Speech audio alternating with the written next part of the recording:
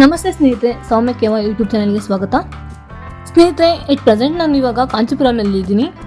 ಸ್ನೇಹಿತರೆ, ಹಿಂದಿನ ವಿಡಿಯೋದಲ್ಲಿ ನಾವು ಕಂಚಿ ಕಾಮಾಕ್ಷಿ ಅಮ್ಮನವರ ದೇವಸ್ಥಾನ ಹಾಗೂ ಏಕಾಂಬರೇಶ್ವರ ದೇವಸ್ಥಾನವನ್ನು ನೋಡ್ಕೊಂಡು ಬಂದ್ವಿ. ಇವತ್ತು ನಾವು ಬಂದಿದ್ದೀವಿ ಅತ್ತಿ ವರದರಾಜ್ ಪೆರಮಾಳು ದೇವಸ್ಥಾನಕ್ಕೆ. ಸ್ನೇಹಿತರೆ, ಕಾಂಚೀಪುರಮಲ್ಲಿ ನೋಡಬೇಕಾದ ದೇವಸ್ಥಾನಗಳು ತುಂಬಾ ಇದ್ದಾವೆ. ಅದರಲ್ಲಿ ಇದು ಅತಿ ಮುಖ್ಯವಾದ ದೇವಸ್ಥಾನವಾಗಿದೆ. ಇದಕ್ಕೆ ಅತ್ತಿ ವರದರಾಜ್ ಪೆರಮಾಳು ದೇವಸ್ಥಾನ ಹಾಗೂ ವರದರಾಜ್ ಪೆರಮಾಳ್ ಕೊಯಿಲ್ ಎಂದು ಕೂಡ ಕರೆಯುತ್ತಾರೆ.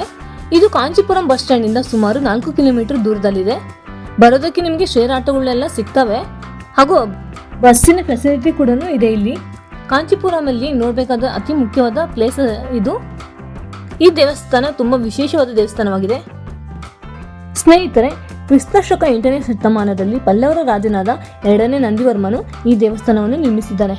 ಹಾಗೆಯೇ ಇಲ್ಲಿ ವಾಸ್ತುಕಲೆ, ಶಿಲ್ಪ, ಕೆತ್ತನೆಗಳನ್ನು ಶ್ರೀ ಕೃಷ್ಣದೇವರಾಯರು ನಿರ್ಮಾಣ ಮಾಡಿದ್ದಾರೆ.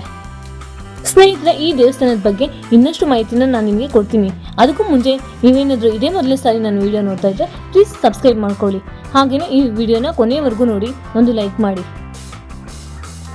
ಸ್ನೇಹಿತರೆ, ಈ ದೇವಸ್ಥಾನವನ್ನು ಸುಮಾರು 20 ಎಕರೆಯಲ್ಲಿ ನಿರ್ಮಾಣ ಮಾಡಿದ್ದಾರೆ ಎಂದು ಹೇಳಲಾಗಿದೆ.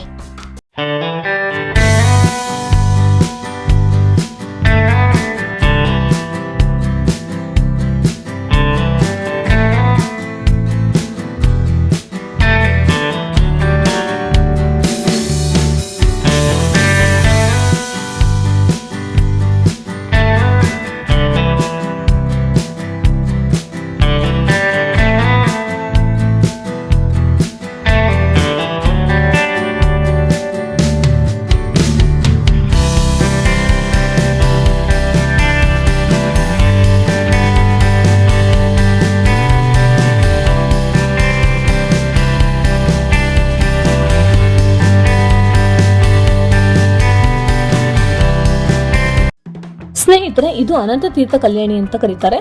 ಈ ದೇವಸ್ಥಾನದ ಮೂಲ ವಿಗ್ರಹ ಬಂದ್ಬಿಟ್ಟು ಈ ನೀರಿನ ಕೆಳಗಡೆನೆ ಇರೋದು ಅಂತ ಇತಿಹಾಸ ಇದೆ. ಆ ಇತಿಹಾಸ ಏನಪ್ಪಾ ಅಂದ್ರೆ, ಕ್ರಿಸ್ತಶಕ 16ನೇ ಶತಮಾನದಲ್ಲಿ ಮೊಘಲರು ಈ ದೇವಸ್ಥಾನದ ಮೇಲೆ ದಾಳಿ ಮಾಡಿ ಈ ದೇವಸ್ಥಾನವನ್ನು ಧ್ವಂಸ ಮಾಡಲು ಪ್ರಯತ್ನ ಪಡ್ತಾರೆ.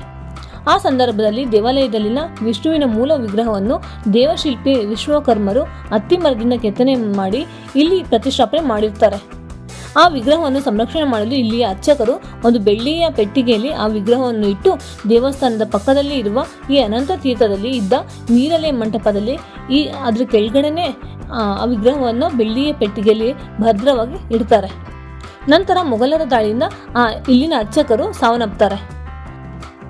ಆ ವಿಷ್ಣುವಿನ ವಿಗ್ರಹ ಯಾರಿಗೂ ತಿಳಿಯದೆ ಇದೇ ಅನಂತ ತೀರ್ಥ ಪುಷ್ಕರಣಿಯಲ್ಲಿ ಇರುತ್ತದೆ.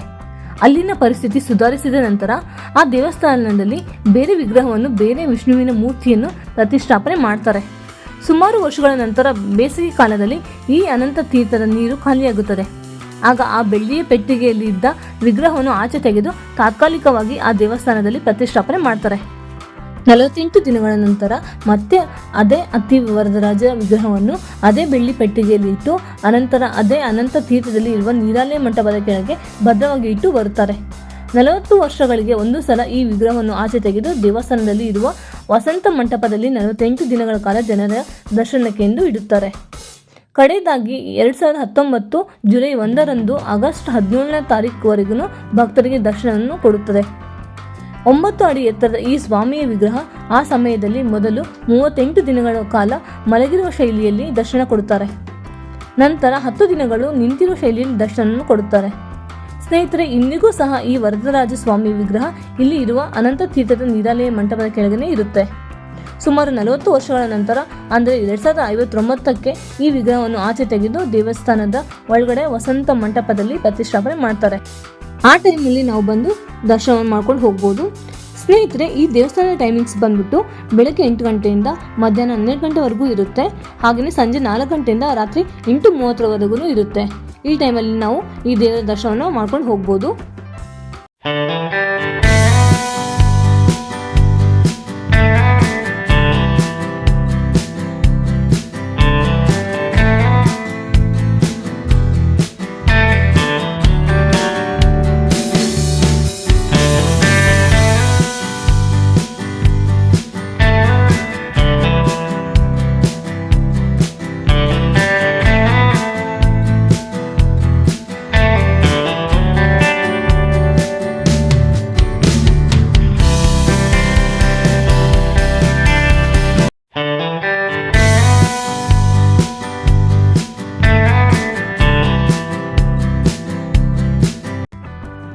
ಸ್ನೇಹಿತರೆ, ಈ ದೇವಸ್ಥಾನದಲ್ಲಿ 100 ಕಂಬಗಳ ಮಂಟಪವನ್ನು ನಾವು ನೋಡಬಹುದು. ಈ ಮಂಟಪದ ಕಂಬಗಳ ಮೇಲೆ ಅದ್ಭುತವಾದ ಶಿಲ್ಪಕಲೆ ಕೆತ್ತನೆಯನ್ನ ಮಾಡಿದ್ದಾರೆ. ನೋಡಿ ಎಷ್ಟು ಚೆನ್ನಾಗಿ ಕೆತ್ತನೆ ಮಾಡಿದ್ದಾರೆ ಅಂತ. ಇಲ್ಲಿ ಇರೋ ಪ್ರತಿಯೊಂದು ಕೆತ್ತನೆಯನ್ನ ಕಲ್ಲಿನಿಂದಲೇ ಮಾಡಿರೋದು. ಈ ಸರಪಳಿ ನೋಡಿ, ಇದು ಕಬ್ಬಿಣದ ಸರಪಳಿ ಅಲ್ಲ, ಇದು ಕಲ್ಲಿನಲ್ಲೇ ಮಾಡಿರುವಂಥದ್ದು. ಈ ಕಲ್ಲಿನ ಮಂಟಪವನ್ನು ನಿರ್ಮಾಣ ಮಾಡಿರೋದು ವಿಜಯನಗರ ಸಾಮ್ರಾಜ್ಯದ ಶ್ರೀ ಕೃಷ್ಣದೇವರಾಯರು. ಇವರು ಕಟ್ಟಿಸಿದಂಥ ಎಲ್ಲ ಶಿಲೆಗಳಲ್ಲಿ ಅವ್ರದೇ ಆದಂಥ ಒಂದು ಅದ್ಭುತ ಶೈಲಿ ಇರುತ್ತೆ. ಸಾವಿರಾರು ಕಂಬಗಳ ಮಂಟಪ ಆಗಿರಲಿ ಅಥವಾ 100 ಕಲ್ಲಿನ ಮಂಟಪ ಆಗಿರಲಿ, ಅವ್ರದ್ದೇ ಆದಂಥ ಒಂದು ಪ್ರತ್ಯೇಕ ಶೈಲಿಯಲ್ಲಿ ನಿರ್ಮಾಣ ಮಾಡಿರ್ತಾರೆ. ನಾವಿಲ್ಲಿ ನೋಡ್ಬೋದು ಎಷ್ಟು ಚೆನ್ನಾಗಿದೆ ನೋಡಿ ಈ ಕೆತ್ತನೆ ಎಲ್ಲ.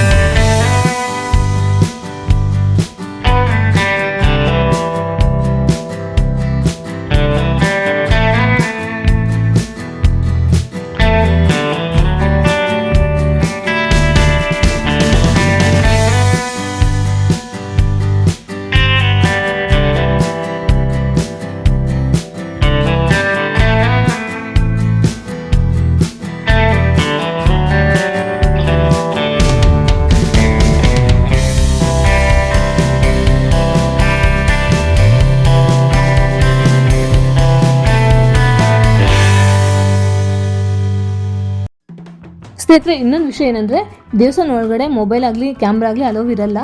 ಸೊ ದೇವರ ದರ್ಶನ ಆಗಲಿ ಅದನ್ನೇನು ನಾನು ತೋರ್ಸೋಕ್ಕಾಗಲ್ಲ ವಿಡಿಯೋದಲ್ಲಿ. ಅದಕ್ಕೆ ಹೊರಗಡೆಯಿಂದನೇ ದೇವಸ್ಥಾನದನ್ನೇ ತೋರಿಸ್ತಾ ಇದ್ದೀನಿ ನೋಡಿ. ಸ್ನೇಹಿತರೆ, ಈ ದೇವಸ್ಥಾನದ ಬಗ್ಗೆ ಹೇಳೋದಾದರೆ, ಒಂದು ದಿನ ಬ್ರಹ್ಮ ಮತ್ತು ಸರಸ್ವತಿಯ ನಡುವೆ ಒಂದು ಸಣ್ಣದಾದ ಜಗಳ ಏರ್ಪಡುತ್ತೆ. ಆ ಜಗಳದಿಂದ ಕೋಪಗೊಂಡಂಥ ಬ್ರಹ್ಮನು ಭೂಲೋಕಕ್ಕೆ ಬಂದು ಶ್ರೀ ಮಹಾವಿಷ್ಣುವಿನ ಅನುಗ್ರಹ ಪಡೆಯಲು ಅಶ್ವಮೇಧ ಯಾಗವನ್ನು ಪ್ರಾರಂಭಿಸುತ್ತಾರೆ. ಆಗ ಅಶ್ವಮೇಧ ಯಾಗದಲ್ಲಿ ಸತಿ ಸಮೇತವಾಗಿ ಕುಳಿತುಕೊಂಡು ಯಾಗ ಮಾಡಬೇಕಾಗಿರುತ್ತೆ. ಅದಕ್ಕಾಗಿ ಗಾಯತ್ರಿ ದೇವಿಯನ್ನು ಪಕ್ಕದಲ್ಲಿ ಕೂರಿಸಿಕೊಂಡು ಯಾಗವನ್ನು ಮುಂದುವರಿಸುತ್ತಾರೆ. ಈ ಪರಿಣಾಮದಿಂದ ಕೋಪಗೊಂಡಂತಹ ಸರಸ್ವತಿ ದೇವಿಯು ವೇಗವತಿ ನದಿಯಾಗಿ ಯಜ್ಞವನ್ನು ನೀರಿನಲ್ಲಿ ಮುಳುಗಿಸಲು ಪ್ರವಾಹವಾಗಿ ಬರುತ್ತಾಳೆ. ಆಗ ಶ್ರೀ ಮಹಾವಿಷ್ಣುವು ಅಗ್ನಿ ಜ್ಯೋತಿಯಾಗಿ ಸರಸ್ವತಿ ದೇವಿಗೆ ದರ್ಶನವನ್ನು ಕೊಟ್ಟು ನದಿಯ ಪ್ರವಾಹವನ್ನು ಕಡಿಮೆ ಮಾಡ್ತಾರೆ. ಬ್ರಹ್ಮನು ಯಾವುದೇ ತೊಂದರೆ ಇಲ್ಲದೆ ಯಜ್ಞವನ್ನು ಪೂರ್ತಿ ಮಾಡ್ತಾರೆ. ಆಗ ಮತ್ತೆ ಮಹಾವಿಷ್ಣುವು ದರ್ಶನ ನೀಡಿ ಗಂಡ ಹೆಂಡತಿ ನಡುವೆ ನಡೆದಂಥ ಜಗಳವನ್ನು ಸರಿಪಡಿಸುತ್ತಾರೆ. ಇದರಿಂದ ಸಂತೋಷಗೊಂಡು ಬ್ರಹ್ಮದೇವನು ದೇವಶಿಲ್ಪಿಯಾದ ವಿಶ್ವಕರ್ಮರಿಂದ ಅತ್ತಿಮರದಲ್ಲಿ ಮಹಾವಿಷ್ಣುವಿನ ವಿಗ್ರಹವನ್ನು ಕೆತ್ತಿಸಿ ಇದೇ ದೇವಸ್ಥಾನದಲ್ಲಿ ಪ್ರತಿಷ್ಠಾಪನೆ ಮಾಡ್ತಾರೆ. ಸ್ನೇಹಿತರೆ, ನೀವೇನಾದರೂ ಕಂಚಿಗೆ ಬಂದರೆ ಈ ದೇವಸ್ಥಾನವನ್ನು ನೋಡೋದನ್ನು ಮಾತ್ರ ಮರಿಬೇಡಿ. ತುಂಬ ಚೆನ್ನಾಗಿದೆ ಈ ದೇವಸ್ಥಾನ. ಈ ದೇವಸ್ಥಾನದಲ್ಲಿ ಇನ್ನೊಂದು ವಿಶೇಷತೆ ಏನಂದರೆ, ಇಲ್ಲಿ ಬಂಗಾರದ ಹಾಗೂ ಬೆಳ್ಳಿ ಹಲ್ಲಿಗಳನ್ನ ನಾವು ನೋಡ್ಬೋದು.